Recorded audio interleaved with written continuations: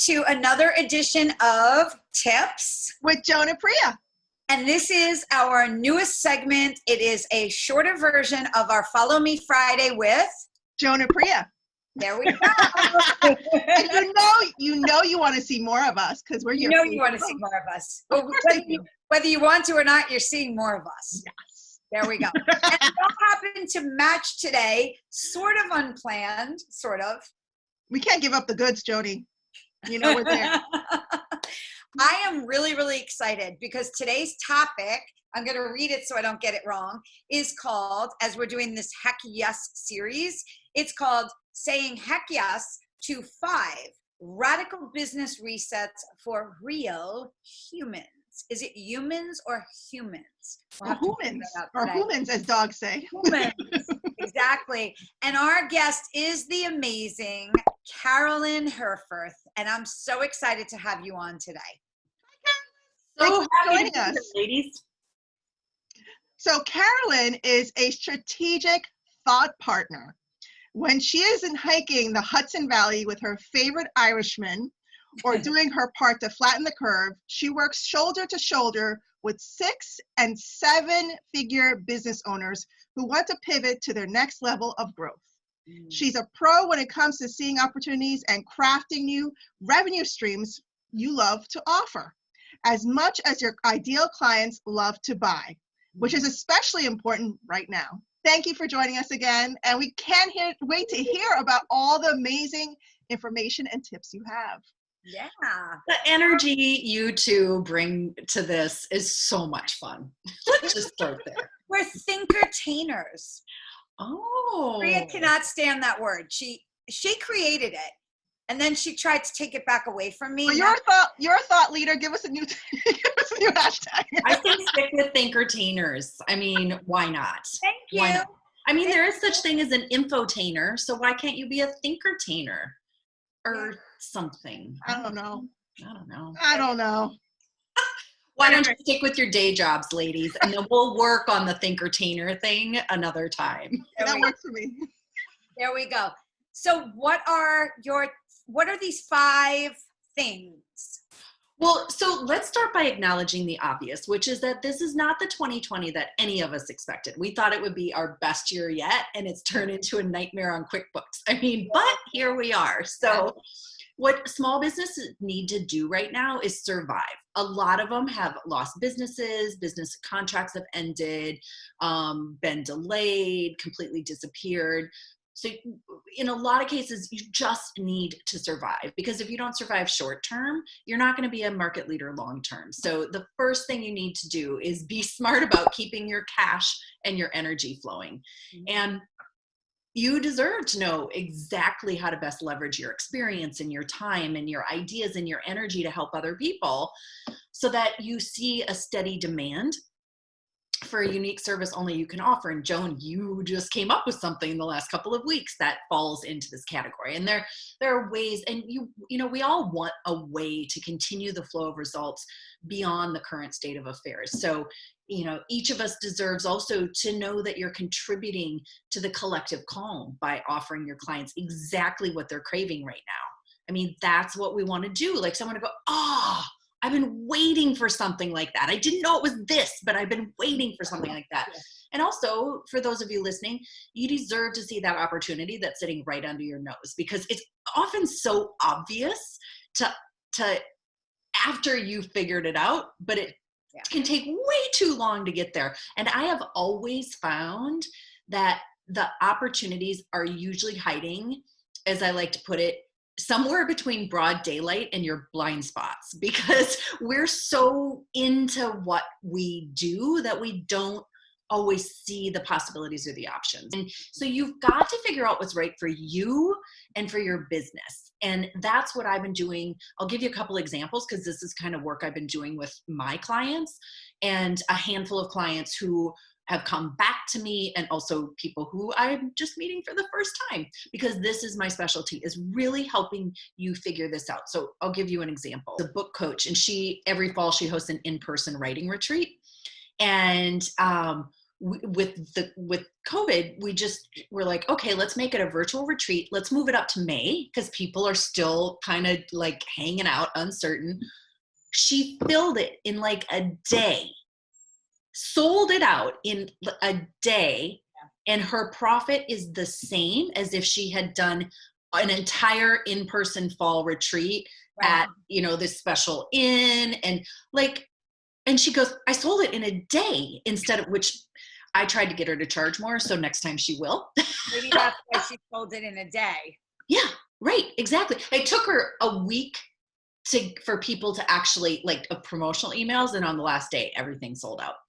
And so, so that's something. And so, but if she had been listening to, so she gets this revenue earlier and the profit earlier than waiting till fall. And she can probably do like 2, 3, 4 more of these. She could do one of these a month if she wanted to. Mm-hmm. So it totally is changing her business model just by a pivot. But if either one of those clients had been listening to this is where you should focus right now, kind of general advice, they'd be screwed. Also got to reach probably a wider audience than if she just did an in-person event, because she got to reach people that maybe couldn't come to an in-person event. Right. Not just because of this. 100%. This is fantastic. A great pivot. That's a great example. 100%. And yeah, I really feel like this is going to, not only did, you know, we had already worked on jacking up her private client, you know, private coaching clients. So we had already accomplished that before COVID came in. And I really do believe this is going to be like, this will add multiple 5 figures to her revenues and profit going forward. So who doesn't want that? The second thing is people are spending money. I think for a while we were just like, nobody's spending anything, you know, and people are buying more than just Clorox wipes and a stockpile of canned goods. And so, you know, think about like when this all started to happen and everyone's like rushing to Costco, you know, because that was the thing to do. And you notice people are loading up their carts with, you know, cases of corned beef hash. And your husband's like, yeah, we need some of that too, Priya. And you're like, what? And you're like, okay, well, fast forward, that box of corned beef hash is still sitting in your dining room, you know, like in the corner on the floor gathering dust. But, you know, you've got that. And then you might have clients who are delaying start dates or requesting refunds. I had one person request a refund and it wasn't even that much money. I was so annoyed. I was just like, are you kidding me? And so like my reaction to it was really something that I found quite telling. But then you start to eye that untouched case of hash and you remind yourself that unchecked fear only, you know, fans the flames of remorse. So hopefully you've kept your wits mostly. And I know most people don't want to perpetuate that cycle of that cycle of fear, you know, like, oh, I've just got to like not spend, or I need to like, I know most people don't want to be a part of perpetuating that cycle. So, and I really believe small businesses need to support other small businesses in order for all of us to survive. Interesting story though, this book coach client, mm-hmm. She signed an ER doctor as a client after this started and after we knew it was a pandemic. He's right working. Think about that. So this guy is on the front lines and he's like, yeah, I still have a life to live. I'm still going to move forward. I'm going onward. So even people on the front lines who have a greater chance of infection than the rest of us who are like holed up in our nice little sanitary homes, they're still doing it. And I think that people aren't spending money is not true. It's not. Do you know how much I've spent in the past 6 weeks? I don't even want to admit it. So I think I think don't make buying decisions for your potential clients, assuming they're not buying. You have to be making offers. So that's the second thing. The third thing is hustling your face off does not have to be any part of the new normal that comes from this. I mean, I think a lot of people really thrive on busy, busy, busy. and hustle, hustle, hustle. But, you know, you have a business that was running just fine before this happened. Thank you very much. And you want business to go on as usual. So, you know, even though I don't know about you, but I feel like I'm watching a Hollywood sci-fi thriller being filmed in real time. Just like, whoa, was that like the Ghostbusters thing that just went by? So despite the fact that things have been developing so quickly and changing and shifting, and a month now feels like a decade, you know, I think, again, some of us were kind of stuck in that state of suspension and kind of waiting for things to get back to normal. And, you know, that, like, including Orange Theory workouts, which for me, it's like, okay, no Orange Theory. So you had to make tough decisions with very little to go on, except for your gut, except for your intuition. And you've done a really, really good job. But things still feel uncertain, and you're hustling more than you want to be. And we're not talking splat points for you Orange Theory people out there. And we all know at this point, things it's not going back to normal. So we've got to take control of the one thing we can do that we can. We can't control the corona economy. We can actually. But the thing we can control is our thoughts and actions. If there's fear, the more you cling on to it, the more it clings on to you. And it's like you're manifesting. Yeah. 100%. Manifesting the negative stuff if you cling on to the fear. Yep.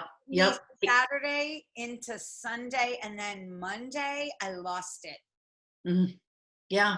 Last week, I lost it. But that's okay, because it's still uncertain. You know what I mean? But at the same time, you just have to put yourself in check and be kind to yourself. I was like the glass half full, and then all of a sudden I was like, craziness set in, and I realized part of it had to do with not really being organized myself with what I wanted to do, and doing too much. Like you said, doing too much. Yeah.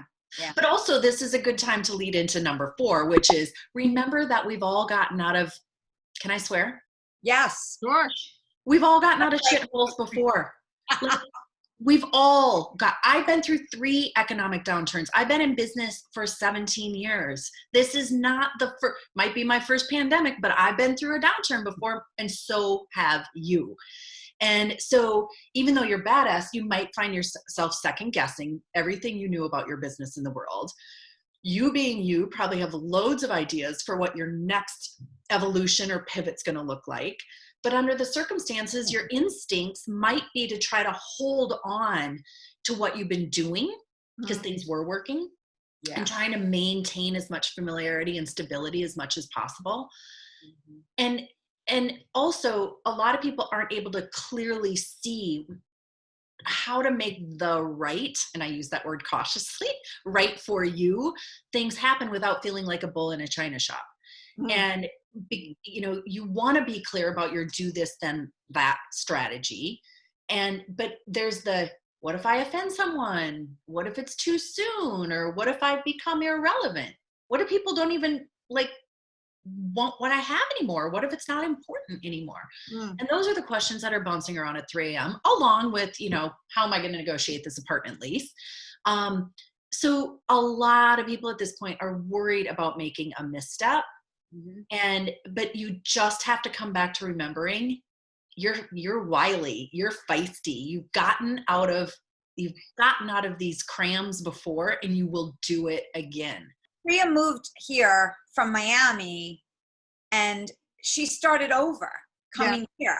Well, even in Miami, and I've shared this story before, we were part of the 2008 crash when the faulty mortgages. Yeah. We bought a new home in Miami, and we had a faulty mortgage, and we had to let go of our house. And it was a really tough, arduous situation. And just being through that has trained myself and my husband to deal with crises differently. So we are calm through all of this. I may be experiencing anxiety because I want to go to the park, but we've been calm about this whole thing because we've been there, done that. You know, we had to really work on these areas of our business and our lives if things like this happen. You know, it's interesting. One of the first ones to wear a mask. She came here to my apartment with a mask, and I'm like, the heck is with the mask? You're coming to me, so you're going to wear a mask to come here? We're all about just being prepared, even if it's She not was prepared. the thing. Yeah. I love it. Yes, that's You need to go buy toilet paper and masks. I'm like, I go to Costco. I got 1 million rolls of toilet paper. Don't worry about me. Under that trundle bed. Yeah. And here's the fifth thing that business owners need to know is, and this is one we've all thought of, right? This shakeup is a prime opportunity to reconsider everything you've done, everything you're doing, and everything you want to do going forward. So I've had people coming to me who fall into one of two buckets. One is, now is the perfect time to work on my big idea that has been sitting over here untouched because I just didn't have the bandwidth. Now is my chance. And so we've been doing that kind of work. And then the other is the person who is like, I need to generate some quick revenue because everything else kind of fell away. Yep. And so this has been, it's a great time to get back in touch with your value. What makes you unshakably you? Why do people come to you? What assets do you have? What ideas do you have? And again, like taking the types of things like Joan, you doing your 101 promo, or my clients pulling out, like removing a date, or someone like pulling something out. And sometimes this is what I love to do most, is be able to look at the big picture of someone and kind of the sentiment of their clients and be able to say, well, you've done this thing before and that thing. What if we combine that with this and then you added in this and offered that? And it's just like, why didn't I think of that? And that's where I say, you know, see, the opportunities are between their blind spots, their brilliance and broad daylight. So that it is such a great time to get clear about not just what you can offer now, but what you can offer the world we're becoming. One of the things I created to pivot was I repurposed a session I used to do with my old clients, and where I do what I called money momentum mapping, where we look at all of your assets, and then try to figure out like what is the thing that you can do to generate cash and energy. Like, how do you unstick that? And that's a big part of it. It's not just about cash flow, it's about energy flow. And you've got to get this straight to attract that for sure. And if you're sitting there in fear, all cowering and cringed up, and like, I can't spend $10 on this or $200 on this. I mean, we don't want people to take food off their tables, but it's such an energetic reconciling that we're going through right now, on a global and a personal individual basis. So I spent $17 on ice cream. For yourself? I'll be right over. Yeah, it's almost gone. So I went to the store the other day and there was a homeless man sitting outside. And I said, can I get you anything? He goes, you know what I'd really like? Swiss vanilla almond Haagen-Dazs. And I said, that's a really good idea. I think I'll get you that with a spoon, and I'm going to get some ice cream too. All I got was 3 things of ice cream for $17, came out in a bag with a spoon, gave him his ice cream, went home, ate almost all of mine at once. I would not share. I even said to my friend Natalie, I'm not sharing. I am not sharing. And it made me feel good. And I said, you know what? I spent that money well. I gave him something. He felt good and happy and probably bouncing off the street right now. Yeah. But it made me feel good. And yes, you're right, Carolyn. It's like, I can be a little nitpicky with certain things, but I also have to spend. We also have to contribute to this economy right now too. Yeah. I do also want to say, so even for us, you know, we have the 3 kids. My son is graduating. There's still some expenses happening. Like, I just put down $200 on senior pictures, you know, and I do have to think about money. And right now I'm being very conservative in what I spend, right? So my thinking is, right now I'm saving, but I'm giving to my kids.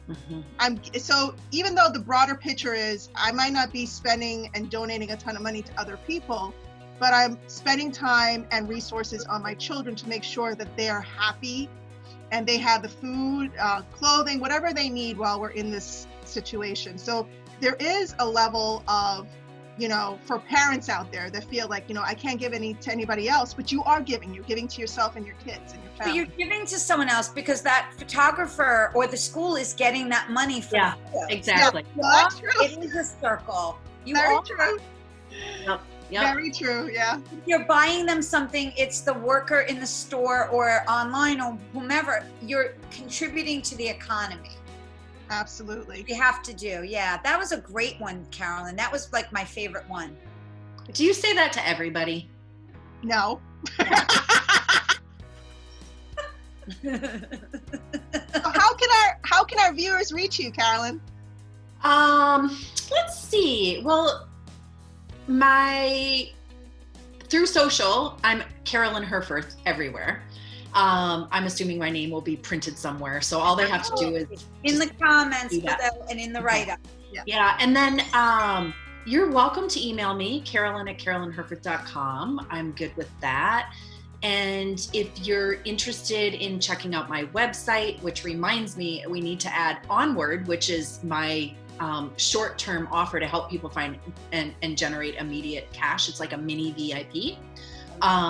We need to add that to the website. But you can go to my website, carolynherfurth.com. So we want to thank everyone for tuning in today. This was so much fun, Carolyn. Thank you for being our guest. Thank you for sharing your knowledge and your wisdom.